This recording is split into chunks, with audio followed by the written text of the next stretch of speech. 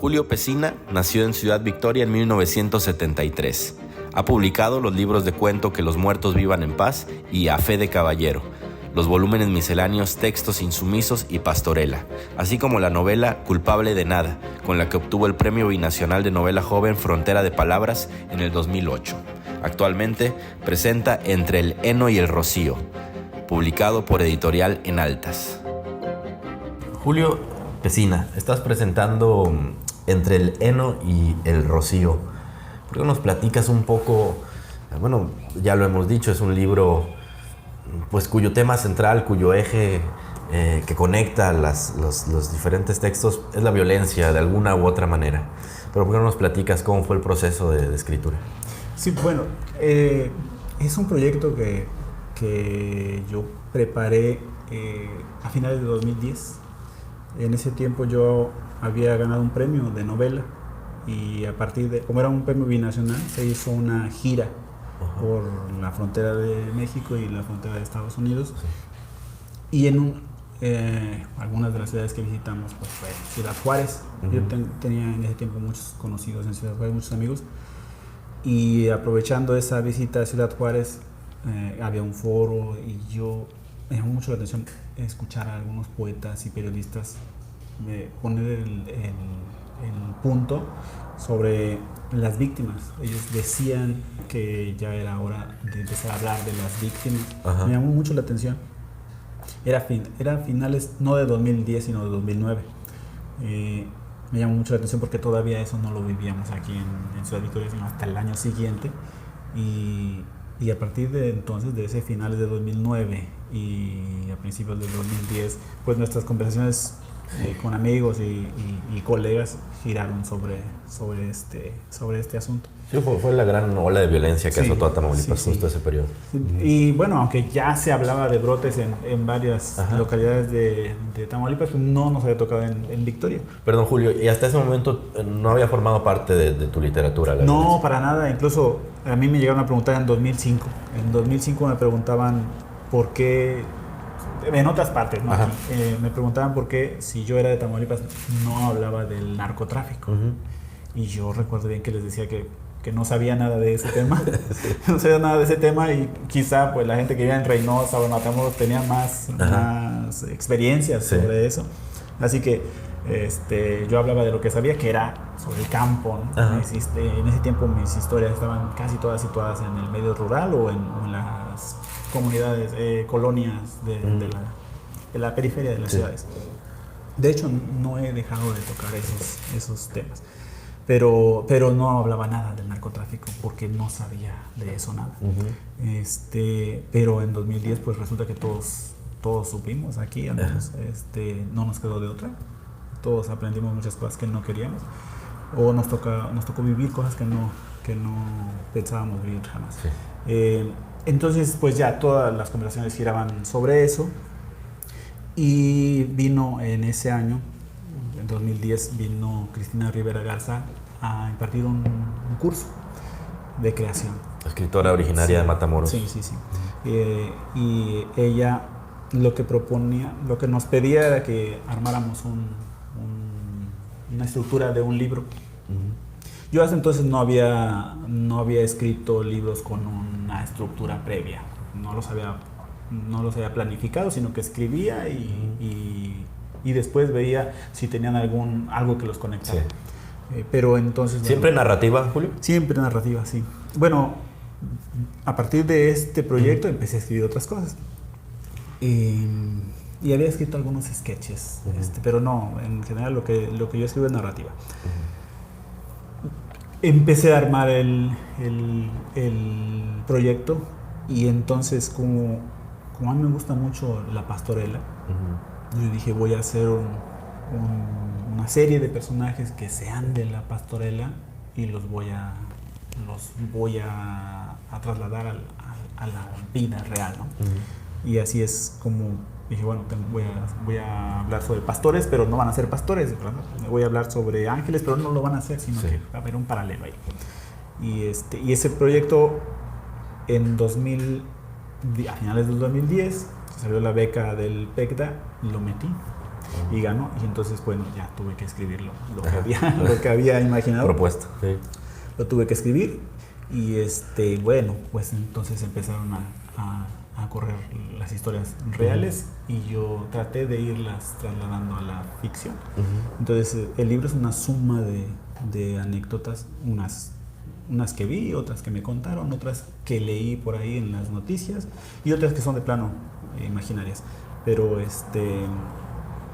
me dio ese proyecto para hacer la serie de cuentos, para hacer unos ensayos sobre la pastorela y una obra de teatro de una pastorela, bueno, bastante trágica, ¿no? Porque es todo sobre la violencia. La obra de teatro está basada casi íntegramente en el reporte de la Comisión de Derechos Humanos, la Interamericana de Derechos Humanos, sobre el tema de los migrantes y sobre recortes de periódicos, declaraciones de muchas personas. Sobre eso armé los diálogos de la pastorela. Y bueno, ya se terminó el proyecto y ya después lo que hice fue separar el ensayo y el teatro y hacer un libro, y estos cuentos pues los dejé guardados hasta el año pasado, que yo ya no pensaba publicarlos, pero el año pasado pues ya me dio por ¿Y por qué? Primero, ¿por qué tanto tiempo sin darlos a la luz? Y después, ¿por qué tomar la decisión de este es un buen momento? Bueno, ya no recuerdo exactamente por qué dejé de escribir y de participar en cuestiones de literatura. Si digo ahora cualquier cosa, a lo mejor la estaría inventando. La verdad es que no recuerdo por qué me alejé, por qué empecé a alejarme, y después ya no me quedaron ganas de entrar al mundo de la literatura. Lo que hice después fue participar como mediador de lectura. Me metí al programa de salas de lectura y en eso es en lo que estaba participando. Pero hay una compañera que es escritora, Mercedes Varela, es mediadora de salas de lectura. De hecho, es la primera sala de lectura que hubo en Tamaulipas, ella la abrió. El año pasado, el 10 de mayo, me andaba buscando. Me andaba buscando porque quería que le proporcionara un cuento. Me dice así, es que mi hijo tiene un círculo de lectura en una maquiladora y necesito el cuento, un cuento, no sé cómo se llama, me dice, no sé cómo se llama, pero es un cuento en el que un niño protege con su cuerpo un refrigerador que se sacó su mamá el Día de las Madres, y a mí no me gusta, me parece muy triste, pero ahí se lo piden las señoras. Ella ya lo conocía el cuento. A mi hijo cada año se lo pide, dice, yo creo que les gusta llorar. En fin, ese cuento al que ella se refería se llama El refrigerador. Ese cuento que ella quería, ella lo había leído en una revista, la revista Catarsis, y había aparecido también en Laberinto, en el suplemento, años atrás. Entonces yo dije, Chihuahua, pues ese cuento, si lo está pidiendo un círculo de lectura, está vigente. Hay gente que lo leyó, lo quiere volver a escuchar. Si yo dije ese día, si yo me muriera hoy, pues ese cuento ya no. Sí. Y los otros que ni siquiera publiqué, ¿no? Que habían salido a la luz. Dije, no, la verdad es que sí debería sacarlos, por lo menos para que lo tengan en algún círculo, en alguna sala de lectura, pensé yo en ese tiempo. Y esa fue la idea. Yo, Alejandro Betancourt, pues lo conozco hace mucho. Y dije, bueno, deberíamos hacer este libro, por lo menos para distribuirlo en salas de lectura. Esa fue la idea original, para formar el libro con esos cuentos. Con esos cuentos y con otros que que aparecieron en otras antologías. Y así fue como surgió este proyecto. Oye, ahorita ya me decías que no te acuerdas por qué te alejaste un poco del mundo literario, pero la verdad es que la tuya era una carrera prometedora. Yo en aquel tiempo cubría la sección de cultura en un periódico. Y bueno, Julio Pesina era un nombre que sonaba fuerte en las letras tamaulipecas. ¿De verdad no te acuerdas? No, exactamente. Bueno, la verdad, ahora que estoy empezando a hacer memoria, sí creo que sí, pues me casé. Y y me volví una especie de papalucho, de papá soltero. Ajá. No porque esté soltero, sino porque mi esposa trabaja fuera. Y me dediqué a cuidar a mi hija. Ajá. Tengo 2 hijas, a cuidarlas a las 2. Entonces me vi absorbido por el trabajo. Luego me metí de maestro a clases y eso pues me absorbió todavía más. Así que creo que ahí fue donde estuvo la razón para ir haciendo a un lado la escritura, porque una vez platicaba con Mónica Lavín en Tampico y decía, bueno, pero pues, ¿por qué no estás escribiendo? Y yo decía, no sé por qué, es que, no sé, no me dan ganas. Y después cuando ya estábamos platicando de en qué trabajaba y qué hacía con las niñas y todo esto, no, pues, ¿a qué hora? Decía, ay, pues ¿a qué hora vas a escribir? Yo creo que eso. ¿Y ahora tienes intención de volver a producir obra o...? En este momento no, pero tampoco lo descarto. Creo que quizá llegará el momento en que me vuelva a agarrar el lápiz y empiece a escribir algo. Sí, no lo descarto. Oye, Julio, una de las razones por las que Entre Leno y El Rocío ha llamado la atención, creo yo, esta es mi interpretación, es porque dentro de la literatura tamaulipeca pasa un poco esto que decías al principio. Son pocos los autores que le entran tan de lleno al tema de la violencia. Pienso en algunos ejemplos destacadísimos, como, bueno, Cristina Rivera Garza, ni se diga, o Sara Uribe, que creo que no es tamaulipeca, pero como si lo fuera. Sí. ¿Por qué crees que pase eso? Bueno, yo creo que por autocensura. Creo que somos tan vulnerables al medio. Nadie aquí puede estar tranquilo de decir cualquier cosa, salir y ya no volver a decir nada de la vida. Hay un factor ahí yo creo que eso tiene mucho que ver. Y estoy seguro de que también tiene que ver en que los textos hayan quedado... Eso te iba a preguntar, tanto tiempo, claro, ¿no? Sí, como que digamos el riesgo se aminora después de tanto tiempo, ¿no? Los personajes a lo mejor ya no son los mismos. Sí. Oye, Julio, ¿y qué tanto hay de realidad y qué tanto hay de ficción en los relatos? Pues hay mucho de realidad, pero no todo ocurre ni en el mismo lugar ni en la misma época. Esta es la forma en la que escribo. Siempre estoy basándome en anécdotas de familiares, amigos, en fin. Yo lo relaciono con el juego este de la matatena, donde vas soltando y agarrando todo en un puño. Esa es si le podemos decir así, mi técnica para escribir. Voy soltando pequeños datos de anécdotas y después trato de reunirlos en los cuentos. Así que ahí hay escenas retratadas de distintas épocas, pero que sirven al propósito de lo que quiero contar, ¿no? De lo que quiero retratar. Mucho es real y algunas cosas son de plano inventadas. Yo creo que es más lo real. No sabría decir qué porcentaje, pero quizá más de la mitad es real y el resto ya... ¿Son anécdotas que gente te contaba? Sí, claro, son anécdotas de gente que conocí. Algunos incluso, bueno, ya vienen mencionados ahí. Algunos textos están dedicados a algunas personas que fueron alumnos míos. Eso es importante, creo que lo platicábamos antes de la grabación. Buena parte de tu vida en el mundo magisterial lo has cumplido, entiendo, en el ámbito rural, ¿es así? Sí. Entiendo que, me imagino que debe ser una fuente de historias importante, ¿no? Sí, por supuesto. De hecho, bueno, la mayoría de lo que he contado viene de esos lugares y otra parte de mi familia, de lo que viví siendo niño y joven y adulto. Pero bueno, las historias más crudas del libro vienen de cosas que les pasaron a mis alumnos o a compañeros maestros. E incluso hay algunas que ni siquiera he contado que les pasaron a compañeros míos. Pero creo que también es por eso, porque contar lo que le pasó a alguien cercano me parece a veces también una falta de respeto, ¿no? Al dolor de esas personas.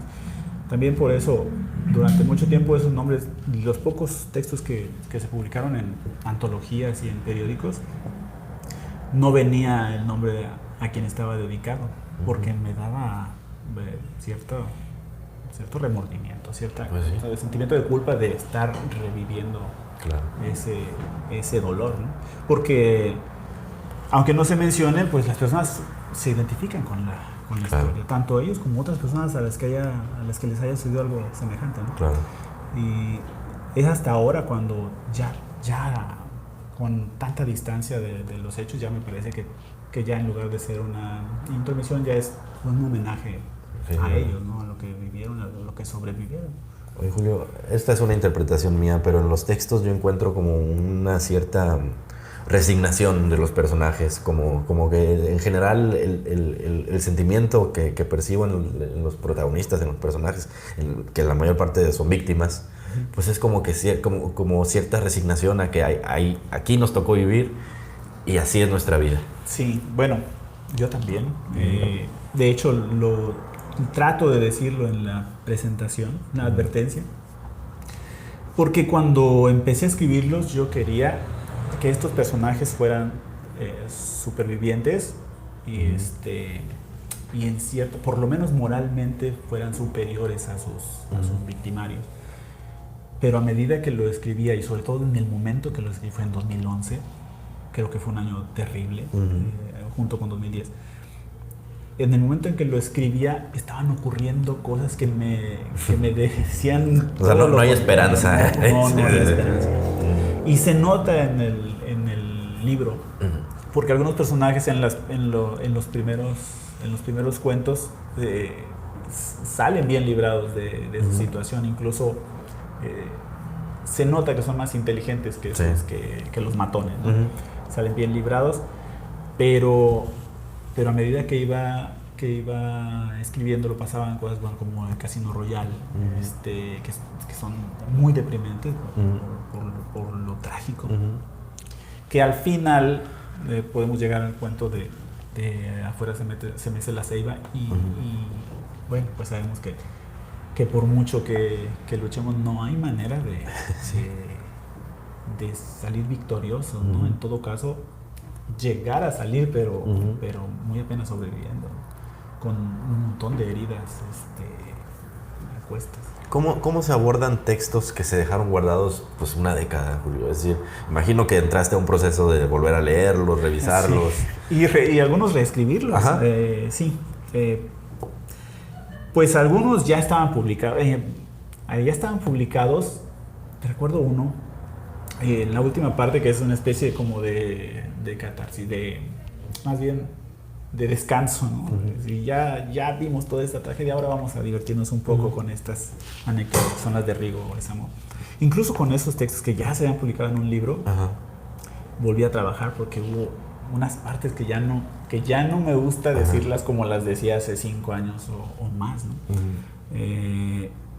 Y bueno, ahí también aplicamos la autocensura. Ya no hablamos de las cosas como hablábamos hace 5 años o 10, e incluso ya no las vemos de la misma manera. Así que la mayoría de los textos los volví a trabajar, a cambiar palabras, incluso cambiar frases, y en otras partes, bueno, hubo hasta textos que ya preferimos echarlos a la basura y que no volver a verlos en la vida. Pues sí, eso, volver a ver un texto es siempre volver a trabajarlo. O sea, si los vuelvo a... Algo vas a encontrar, algo vas a querer cambiar. Seguro voy a querer cambiar algo. Oye, Julio, ¿cómo encuentras la literatura tamaulipeca después de esta ausencia?